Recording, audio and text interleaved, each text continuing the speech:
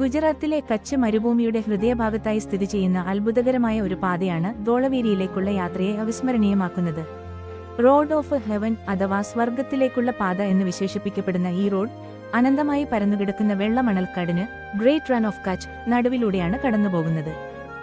Kadir bet എന്ന ദ്വീപിനെ കരയുമായി ബന്ധിപ്പിക്കുന്ന ഈ പുതിയ പാതയുടെ നിർമ്മാണം വിനോദസഞ്ചാരികൾക്ക് ധോളവീരയിലേക്കുള്ള ദൂരം വലിയ തോതിൽ കുറച്ചുകൊടുത്തു എന്ന് മാത്രമല്ല, ലോകത്തിലെ തന്നെ ഏറ്റവും മനോഹരമായ റോഡ് യാത്രകളിലൊന്നായി ഇതിനെ മാറ്റുകയും ചെയ്തു.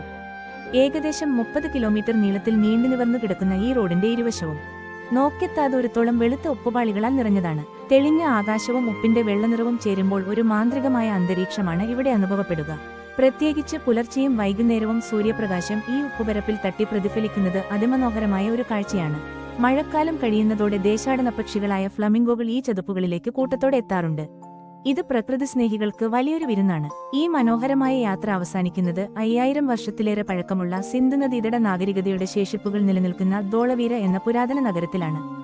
യുനെസ്കോയുടെ ലോക പൈതൃക പട്ടികയിൽ ഇടം പിടിച്ച ഈ പ്രദേശം ഹാരപ്പൻ സംസ്കാരത്തിന്റെ അത്യാധുനികമായ നഗരാസൂത്രണവും ജലസംരക്ഷണ രീതികളും നമുക്ക് കാട്ടിത്തരുന്നു. പുരാതനമായ വലിയ ജലസംഭരണികൾ, ചുടുകട്ടകൾ കൊണ്ട് നിർമ്മിച്ച വീടുകൾ, ലോകത്തിലെ തന്നെ ഏറ്റവും പഴയ സൈൻ ബോർഡുകളിൽ ഒന്ന് എന്നിവയെല്ലാം ഇവിടുത്തെ പ്രധാന ആകർഷണങ്ങളാണ്. ചരിത്രവും പ്രകൃതിഭംഗിയും ഒരുപോലെ സമ്മേളിക്കുന്ന ഈ പ്രദേശം സന്ദർശിക്കാൻ ഏറ്റവും അനുയോജ്യമായ സമയം തണുപ്പുകാലമായ നവംബർ മുതൽ ഫെബ്രുവരി വരെയാണ്.